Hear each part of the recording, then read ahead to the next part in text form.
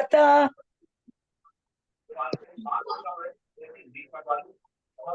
ज्ञाने परिसमाप्यते श्रेयान् द्रव्यमयात् यज्ञात् ज्ञान यज्ञः परन्तप सर्वं कर्मखिलं पार्थ ज्ञाने परिसमाप्यते तिथे मी जॉईन श्रेयान् होते ना तिकडचे ते अशातच आपल्याला रामप्रभूजी प्लीज म्यूट करिए श्रेयान् द्रव्यमयात् यज्ञात् ज्ञान यज्ञः परन्तप सर्वं कर्म अखिलं पार्थ ज्ञाने परिसमाप्यते। कोई दोहराना चाहेगा?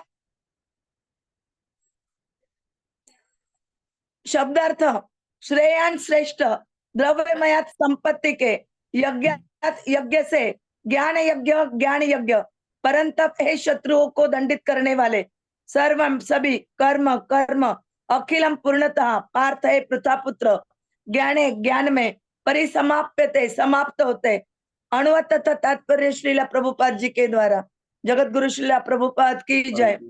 हे परंतप द्रव्य यज्ञ से ज्ञान यज्ञ श्रेष्ठ है। हे पार्थ अंत तो गत्वा सारे कर्म यज्ञों का अवसान दिव्य ज्ञान में होता है। तात्पर्य समस्त यज्ञों का यही एक प्रयोजन है कि जीव को पूर्ण ज्ञान प्राप्त हो जिससे वह भौतिक कष्टों से छुटकारा पाकर अंत में परमेश्वर की दिव्य सेवा कर सके। तो भी इन सारे यज्ञों की विविध क्रियाओं में रहस्य भरा है। रहस्य जान लेना चाहिए। कभी कभी कर्ता की श्रद्धा के अनुसार यज्ञ विभिन्न रूप धारण कर लेते हैं। जब यज्ञकर्ता की श्रद्धा दिव्य ज्ञान के स्तर पर पहुंच जाती है तो उसे ज्ञान रहित द्रव्य यज्ञ करने वाले से श्रेष्ठ माना जाता है, क्योंकि ज्ञान के बिना यज्ञ भौतिक स्तर पर रह जाते हैं और इनसे कोई आध्यात्मिक लाभ नहीं हो पाता। यथार्थ ज्ञान का अंत कृष्ण भावनामृत में होता है, जो दिव्य ज्ञान की सर्वोच्च अवस्था है। ज्ञान की उन्नति के लिए बिना यज्ञ मात्र भौतिक कर्म बना रहता है, किंतु जब उसे दिव्य ज्ञान के स्तर तक पहुंचा दिया जाता है तो ऐसे सारे कर्म आध्यात्मिक स्तर प्राप्त कर लेते हैं। चेतना भेद के अनुसार ऐसे यज्ञ कर्म कभी कभी कर्म कांड कहलाते हैं और कभी ज्ञान कांड। वही श्रेष्ठ है जिसका अंत ज्ञान में हो। ओम अज्ञानतिमिरन्धस्य ज्ञानांजना शलाकया चक्षुर्मिलितं येन तस्मै श्री गुरवे नमः। श्री चैतन्य मनोभीष्टं स्थापितं येन भूतले स्वयं रूप कदा मह्यं ददाति स्वपदान्तिकं वन्देऽहं श्री गुरोः श्रीयुतपदकमलं श्री गुरून् वैष्णवांच श्री रूपं साग्रजातं सगण रघुनाथान्वितं तं सजीवं साद्वैतं सावधूतं परिजन सहितं कृष्ण चैतन्य देवं श्री राधा कृष्ण पदान् सगण ललिता श्री विशाखान्वितांच नमो ओम विष्णुपदाय कृष्ण पृष्ठाय भूतले श्रीमते भक्ति वेदांत स्वामिनिति नामिने नमस्ते सरस्वते देवे गौरवाणी प्रचारिणे निर्विशेष शून्यवादी पाश्चात देशतारिणे वांछा कल्पतरुभ्यश्च कृपा सिन्धुभ्य एव च पतितानां पावनेभ्यो वैष्णवेभ्यो नमो नमः। जय श्री कृष्ण चैतन्य प्रभु नित्यानंद श्री अद्वैत गदाधर श्रीवासादि गौर भक्त वृंद हरे कृष्ण कृष्ण कृष्ण हरे हरे हरे राम राम राम हरे हरे हरे कृष्ण कृष्ण कृष्ण हरे हरे हरे राम राम राम हरे हरे हरे कृष्ण कृष्ण कृष्ण हरे हरे हरे राम राम राम हरे हरे हरे कृष्णा। मैं एक बार आपके जगन्नाथ जी, बलदेव जी, सुभद्रा मैया, सुदर्शन भगवान, वृंदावन चंद्र, कुंज बिहारी, चैतन्य महाप्रभु, नित्य गौर भगवान और बालाजी भगवान, नरसिंह भगवान, वृंदा देवी, पंच तत्व, प्रभुपाद जी तथा मेरे गुरु महाराज और आप सभी लोगों के चरणों पे प्रणाम करती हूँ प्लीज स्वीकार कीजिए और कृपा की याचना करती हूँ। प्लीज, शायद आपको अच्छा ना लगा हो, पता नहीं, लेकिन आज आपने श्लोक का उच्चारण में भी सहकार्य नहीं किया है।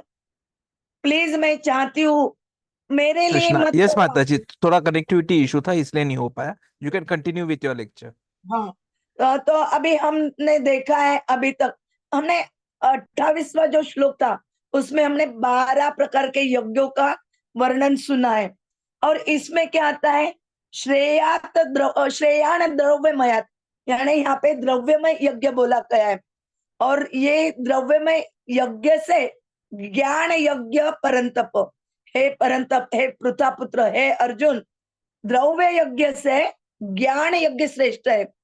तो दोनों में क्या डिफरेंस है, वही आज हम जानने की कोशिश करेंगे। सर्वम कर्म अखिलम पार्थ ज्ञाने परिसमाप्यते।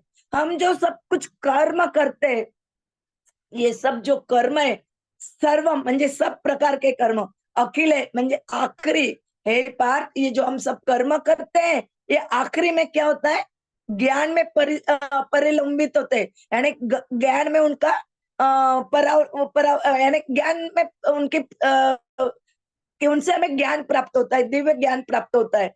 ज्ञान में उनकी परिसमाप्ति होती है। और यहाँ पे समाप्ति होती है, यानी समाप्त होते, यानी उनसे ज्ञान तक हम पहुंच जाते हैं कि जो भी यज्ञ करते हैं हम, उससे हमें ज्ञान प्राप्त होता है।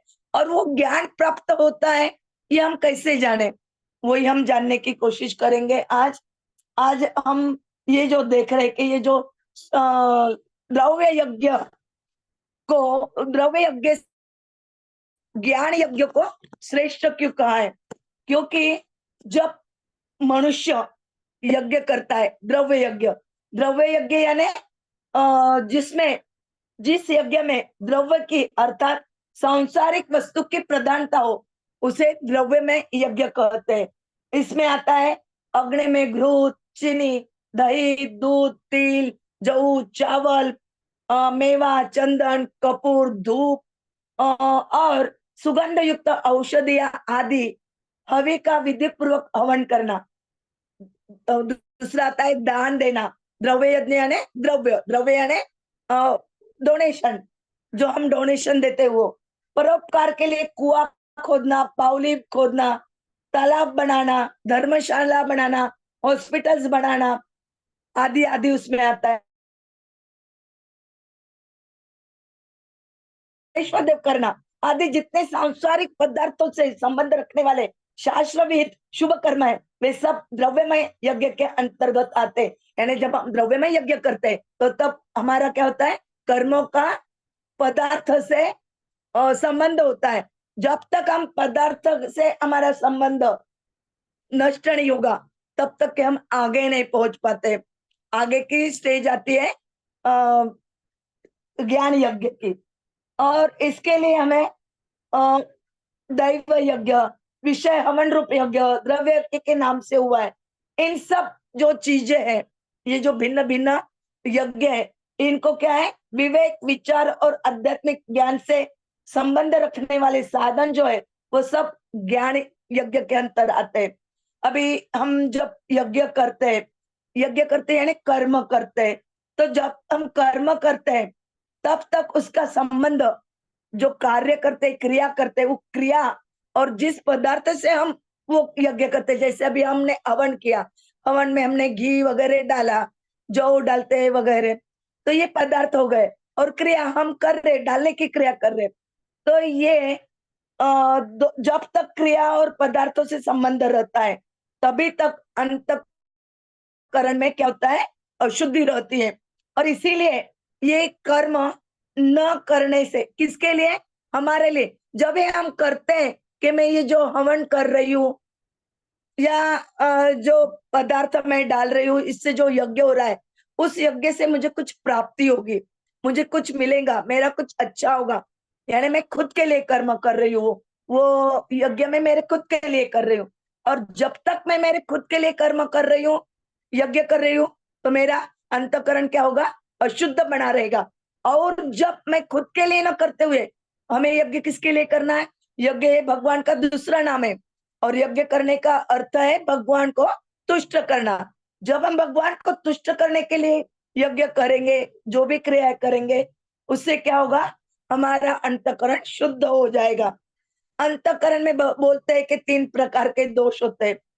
कौन से वो 3 प्रकार के जो दोष?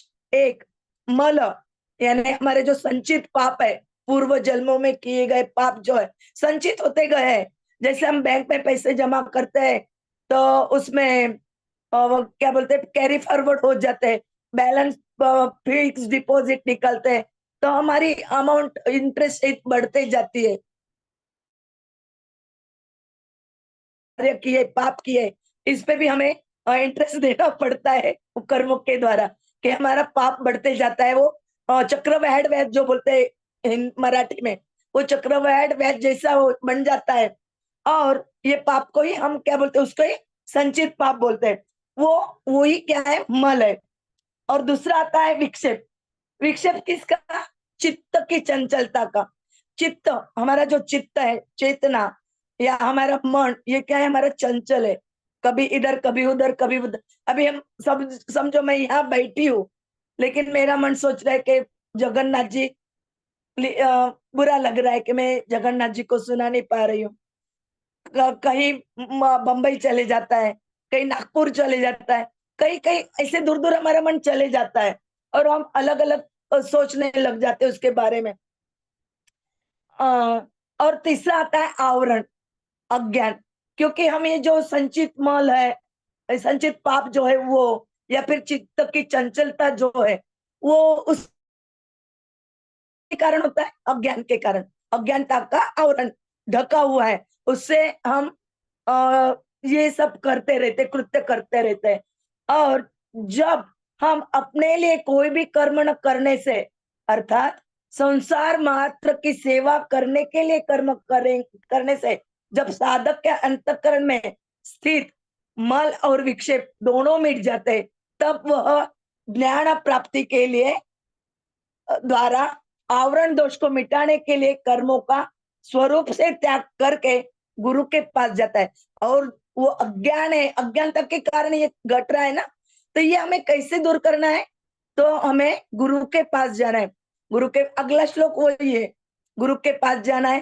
तद्विधि प्रणिपातेन परिप्रश्नेन सेवया उपदेक्षन्ति ते ज्ञानम ज्ञानिनः तत्वदर्शिनः। ये हमारा अगला कल का यही श्लोक है। हम गुरु के पास जाते हैं, गुरु से चर्चा करते हैं, गुरु को बताते हैं, फिर गुरु हमें ज्ञान देते हैं और हमारी अज्ञानता मिटाने की कोशिश करते हैं।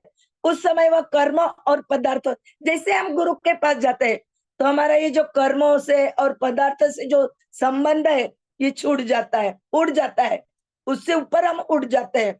अर्थात कर्म और पदार्थ उसके लक्ष्य नहीं रहते, तो उसका लक्ष्य क्या होता है? एक चिन्मय तत्व, कि मुझे भगवान कौन है, भगवान से मेरा संबंध क्या है, और मैं यहाँ क्यों आई हूँ, और मुझे यहाँ से बाहर क्यों निकलना है, कैसे निकलना है, कैसा। आपने शायद सुबह का भागवतम कक्षा सुना होगा, उसमें मैंने बताया था कि भक्ति जो हम करते हैं उसके 5 महत्वपूर्ण अंग बताए थे। याद है किसी को?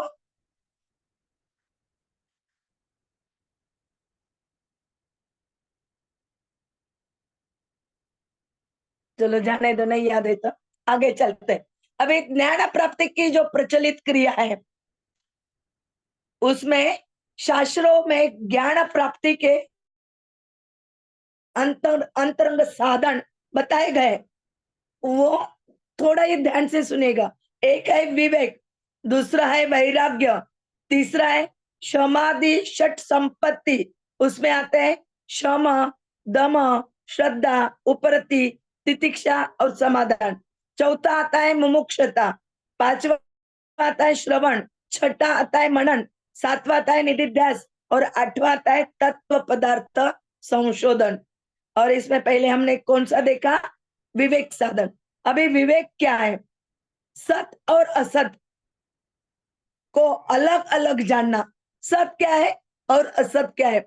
सत क्या है? भगवान सत्य है। असत क्या है? हमारा शरीर है, नश्वर है, ये असत है।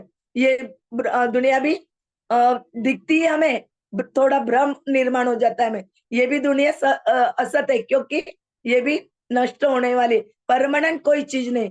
जो परमानेंट है वो सत्य है। हम सत्य नहीं, ऐसा नहीं बोल सकते। हमारा ये शरीर असत है, लेकिन हम सत्य है, क्योंकि आत्मा शाश्वत है। आत्मा कभी मरता नहीं। और दूसरा आता है, सत असत को अलग अलग जानकर असत का त्याग करना। हमें असत का त्याग करना है, क्योंकि हमें समझ में आ गया है कि असत क्या है। तो हमें केवल और केवल सत्य के बारे में सोचना है और संसार से विमुख होना है। जब हम ये समझ जाएंगे कि भगवान ही एक परम भोक्ता है, भोक्तारम यज्ञ तपस्याम, भगवान ही भोक्ता है, ये हम समझ जाएंगे और हम उनके दास, नित्य दास है। हमें केवल उनकी सेवा करनी है। तो ये समझ गए तो फिर हम संसार से विमुख हो जाएंगे, यानी उसकी तरफ ध्यान नहीं देंगे। फिर हम हमारा जो ये भक्ति का पड़ाव शुरू हुआ है उसके और ध्यान देंगे। इसको बोलते हैं वैराग्य। इसके बाद आता है षट संपत्ति, समाधि षट संपत्ति। इसमें पहला आता है शम। शम यानी शमन करना, मन को इंद्रियों के विषयों से हटाना, इसे शम कहते हैं। इंद्रियों को विषयों से हटाना दम है, मन को इंद्रियों से हटाना शम है, तो इंद्रियों को विषयों से हटाना दम है। ईश्वर शास्त्र आदि पर पूज्य भाव पूर्वक प्रत्यक्ष से भी अधिक विश्वास करना श्रद्धा है। यानी हमारे जो भगवान है उस पे हमें विश्वास करना है, निष्ठा पूर्वक विश्वास करना है। मुझे मेरे पे विश्वास नहीं है, लेकिन मेरे भगवान पे मुझे विश्वास है कि भगवान मेरे लिए जो भी करेंगे वो अच्छा ही करेंगे। ये जो दृढ़ विश्वास है इसे हम श्रद्धा कहते हैं। वृत्तियों का संसार की ओर से हट जाना उपरति है। जैसे हमारी वृत्ति होती है, मुझे ये चाहिए, वो चाहिए, ये करना है, वो करना है, मुझे करियर करना है। ये बहुत सारी अलग अलग लोगों की अलग अलग वृत्तियां होती है और इसी वृत्तियों का संसार से संबंध रहता है। लेकिन जब हम इन वृत्तियों को संसार की ओर से हट जाएंगे और उसको भगवान की ओर लगाते हैं, तो ये संसार की ओर से हटना, इसे ही क्या कहते हैं, उपरति कहते हैं। और सर्दी, गर्मी, मान, अपमान, क्या बोलते हैं, और लाभ हानि, ये जो द्वंद्व है, ये द्वंद्व को सहना। अभी बारिश आती है, कभी धूप ज्यादा आ जाती है, कभी बहुत सर्दी आ जाती है, ये सबको सहना। कभी हमें गरीबी आ जाती है, कभी बहुत अमीर बन जाते हैं हम, कभी हमारे पास 2 वक्त खाने के लिए भी नहीं रहता है, कभी कभी कपड़े नहीं रहते पहनने को, ऐसी भी स्थिति आ सकती है कभी। और कभी ऐसा भी हो जाता है भगवान की कृपा से कि हमारे पास खाने पीने को है, सब कुछ है। ये जो द्वंद्व है इनको सहना, उनकी उपेक्षा करना तितिक्षा है। और अंतकरण में शंकाओं का न रहना समाधान। अभी मेरे अंतकरण में कुछ शंकाएं आ गई, सपोज मैं प्रभु जी के बारे में सोचूं या भक्ति के बारे में सोचूं या भागवतम के बारे में कुछ अलग सोचने लग जाओ, मुझे कुछ शंका आ जाए। अभी कल ऐसी मुझे एक शंका आ गई थी। भागवतम का जो श्लोक चल रहा था हमारा, भागवतम का 8 बजे के क्लास का, उसमें मुझे थोड़ा क्षीर सागर और क्षीर सागर और गर्भोदकशाही जो विष्णु है और क्षीरोदकशाही विष्णु जो है, इनके थोड़े कार्य के बारे में मुझे थोड़ा सा डाउट आ गया था। तो ये ऐसे जो डाउट है ये कब क्लियर होते हैं हमारे, जब हम किसी को पूछते हैं। तो उस वक्त मैंने मेरे बेटे को पूछा और उन्होंने फिर मेरा समाधान कर दिया, तो मेरी शंका नष्ट हो गई, डाउट क्लियर हो गया। तो उसको कहते हैं समाधान। इसके बाद चौथा जो साधन है हमारा, मुमुक्षता, संसार से छूटने की इच्छा। कि संसार में क्या रखा है, हम देख रहे हैं अभी आज कितना माहौल बिगड़ चुका है। इच्छा नहीं होती हमारी, घर के बाहर जाने की भी इच्छा नहीं होती। ऐसे लगता है सिर्फ मंदिर जाए, जगन्नाथ जी को निहारते रहे, जगन्नाथ जी को प्रार्थना करते रहे, जगन्नाथ जी को कुछ पढ़ के सुनाए, उनका कुछ ग्लोरिफिकेशन करें। बाहर गए तो बाहर जो दुख है, वो दुखों के कारण हमें क्या होता है, जैसे हम बाहर निकलते तो हमारे जो त्रिविध ताप है, आदि दैविक, आदि भौतिक आध्यात्मिक, इन तापों को हमें तुरंत एहसास होने लगता है। इनसे छूटना, इसको यहाँ पे क्या बोला है उन्होंने, मुमुक्षुता। मुमुक्षुता जागृत होने के बाद साधक पदार्थों और कर्मों को स्वरूप से त्याग करके श्रोत्रिय और ब्रह्मनिष्ठ गुरु के पास जाता है। यानी हमें समझ गया कि अभी मुझे संसार से कुछ लेना देना नहीं, मुझे कुछ समझ में नहीं आ रहा है कि मैं क्या करूं, चल भी चल हो रहा है, तब ऐसे वक्त हम गुरु के पास जाना चाहते हैं। और जो हमारे बताएंगे, उसके पहले तो हम हमारे जो भक्त, यदि हम भक्त हैं तो हम हमारे भक्तों को बताएंगे, जो हमारे सीनियर भक्त है उनको बताएंगे हमारा प्रॉब्लम, फिर वो हमें कुछ उपाय बताएंगे और जरूरत पड़ी तो गुरु के पास जाएंगे। तो कैसे जाना है गुरु के पास? हेट में नहीं जाना है, अहंकार में नहीं जाना है, तो हम्बल बन के जाना है। जैसे चैतन्य महाप्रभु ने हमें 4 क्रियाएं बताई है, ये शायद आपने सुनी होगी। कौन सी 4 क्रियाएं बताइए चैतन्य महाप्रभु ने हमें? तृणातपि सुनिचेन तरोर अपि सहिष्णुना अमानिना मानदेना कीर्तनीय सदारी। तृण से भी हम्बल बनो, वृक्ष से भी सहनशील बनो, और कोई हमें मान दे, अपमान करे, कुछ भी करे, हमें उसकी ओर ध्यान नहीं देना है। हमें सिर्फ उनको मान देना है, ना कि हमें उनका अपमान करना है। हमें उनको हरे कृष्णा प्रणाम ऐसे बोल के उनको खुश कर, वो तो खुश हो गए, फिर वो अपने लिए यदि कुछ उनके मन में अपने अपने बारे में कुछ ग्रह भी होगा तो वो नष्ट हो जाएगा, तो वो भी हमें रिस्पॉन्स में हरे कृष्णा ही बोलने वाले। कोई भी अपने मन में ज्यादा देर तक ईर्ष्या द्वेष नहीं रख सकता, ऐसा मुझे लगता है, और रखना भी नहीं चाहिए, क्योंकि जब तक हमारे मन में, अंतःकरण में ईर्ष्या द्वेष रूपी जो षड रिपु जो है, इन षड रिपु का जो वास्तव बन चुका है हमारे हृदय में, ये हमें कहीं का भी नहीं रहने देते और हमें नष्ट करने के पीछे ही रहते। जब तक हम इनका त्याग नहीं करते तब तक हम आगे नहीं बढ़ पाते। और हमें यदि आगे बढ़ना है, भगवान को समझना है, भगवान के धाम जाना है, तो हमें षड रिपु को निकालने के लिए प्रयास करना पड़ेगा। और वो प्रयास क्या है? हरे कृष्णा कृष्ण कृष्ण हरे हरे, हरे राम राम राम हरे हरे। प्रभु चैतन्य महाप्रभु जी ने हमें ये, और चौथा कौन सा दिया है? कीर्तनीय सदारी। 24 घंटे आप कीर्तन में रहिए। अपना जो मन है, मन हम जो चिंतन करते हैं, ये चिंतन को ही बदलाना है। हमारे दिमाग में चिंतन किसका चलता है? संसार का चिंतन चलता है, ये जगत का, भौतिक जगत का चिंतन चलता है। तो ये चिंतन से हमें हमारा चिंतन भगवान की ओर लेना है। और हरे कृष्ण कृष्ण कृष्ण हरे हरे, हरे राम राम राम हरे हरे। हमें कृष्ण का ही चिंतन करना है और हरे कृष्ण महामंत्र से हमें हमारा हृदय का शुद्धिकरण करना है। और बाद में आता है वो गुरु के पास जाते हैं, फिर गुरु उसको कुछ शास्त्रों का ज्ञान देते हैं। जब गुरु शास्त्र का ज्ञान देते हैं तो उसे सुनकर तात्पर्य का जो निर्णय करना है, उसे वो जो कुछ धारण करता है सुनने के बाद, वो जो सुनना है उसे क्या कहते हैं? श्रवण करते हैं। और जो कुछ सुना है हमने उस पे सोचना है, चिंतन करना है, उसे क्या कहते हैं? मनन कहते हैं। और वो परमात्मा तत्व का युक्ति प्रयुक्ति से चिंतन करना ही मनन है, यानी परमात्मा के बारे में सोचते फिर। और इसके बाद आता है निधिध्यासन और तत्व पदार्थ संशोधन। तो संसार की सत्ता को मानना, परमात्मा तत्व की सत्ता को न मानना, यानी संसार की जो सत्ता है उसको ही मानना, और परमात्मा कोई है, क्योंकि क्या ये मोनिस लोग क्या है, वो परमात्मा को मानते नहीं है। न मानना विपरीत भावना कहलाती है ये। और विपरीत भावना को हटाना, लोगों को समझाना चाहिए हमें कि ये भगवान नहीं है, ये आप जो सोच रहे हो गलत है। भगवान है। क्यों है भगवान?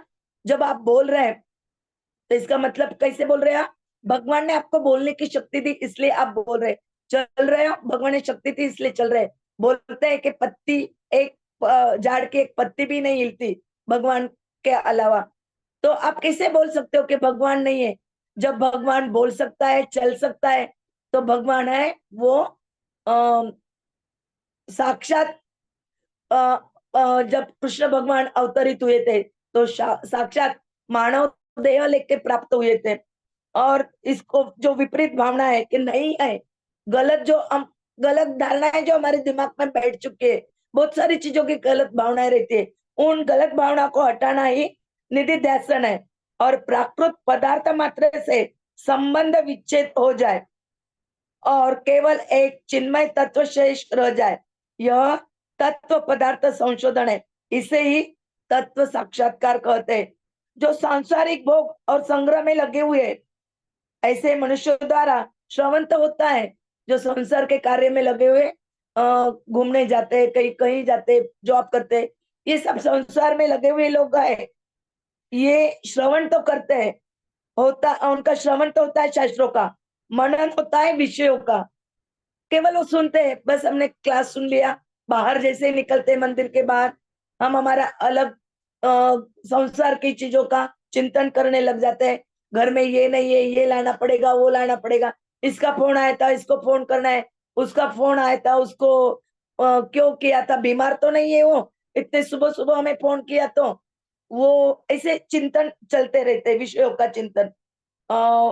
निधि ध्यास होता है रुपयों का, पैसों का। आज मेरे पास इतना है, कल इतना होगा, आज मेरे पास कुछ भी नहीं है, पहले मेरे पास इतना था लेकिन आज कुछ नहीं है, आगे इतना हो सकता है। ये जो चिंतन है, ये निधि ध्यास होता है रुपयों का। और फिर साक्षात्कार होता है दुखों का। जब हम संसार की चीजों का चिंतन करते हैं तो हमें ऑब्वियसली है कि हमें दुखों की प्राप्ति होगी। यदि हमें सुख की प्राप्ति होना चाहते हैं, कि हम सब चाहते हैं कि हमें सुख की प्राप्ति हो, तो इस भौतिक संसार में हमें परमानेंट सुख मिलने वाला नहीं है। परमानेंट सुख कहाँ मिलेगा हमें?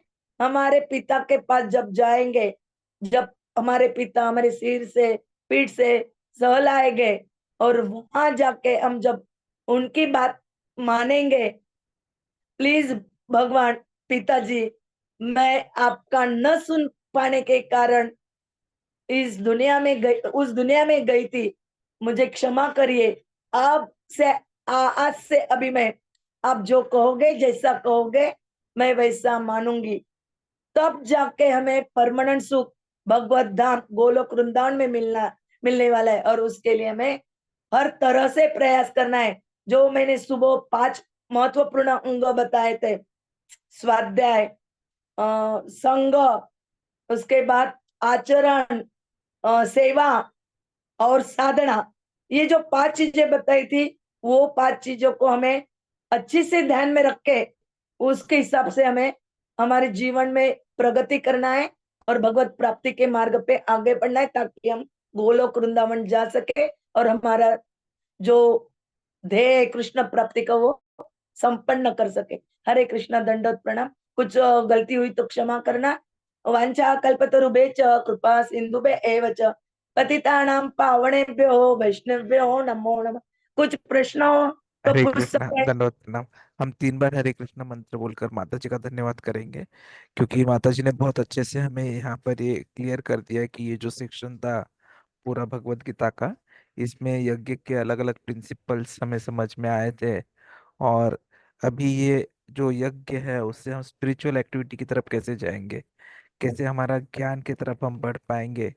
और ज्ञान का मतलब कृष्ण ही है, क्योंकि भगवान स्वयं कृष्ण भगवत गीता में आगे हमें बताने वाले हैं, वेदैश्च सर्वे वेदो अहम, या फिर आगे वो ये भी बोलते हैं कि जो सर्वे मेरे अहम भक्त है, वैवरेद। हाँ, जो मेरे भक्त है वो मुझे समझ सकते हैं। सो इनडायरेक्टली जो यज्ञ है वो यही कर रहे हैं कि हमें भगवान की तरफ लेकर जा रहे हैं, क्योंकि अल्टीमेट उद्देश्य वही है जो माता जी ने हमें बताया। और इसीलिए तो सिर्फ संकीर्तन करते रहना है। तो हम 3 बार हरे कृष्णा मंत्र बोलकर माता जी का धन्यवाद करेंगे, ताकि हम एक स्टेप आगे चले जाए भगवान की तरफ। हरे कृष्ण कृष्ण कृष्ण हरे हरे हरे राम राम राम राम राम हरे हरे। हरे हरे कृष्ण कृष्ण कृष्ण हरे हरे। हरे हरे हरे राम हरे राम राम राम राम राम हरे हरे हरे। हरे कृष्ण हरे कृष्ण हरे कृष्ण कृष्ण हरे हरे। हरे राम राम हरे राम। राम राम राम हरे हरे। सुबह मिलेंगे भागवतम की कक्षा में, सुबह 7:25 तक। और जो इंग्लिश भागवतम अटेंड करना चाहते हैं वो उधर ज्वाइन कर सकते हैं। हरे कृष्णा।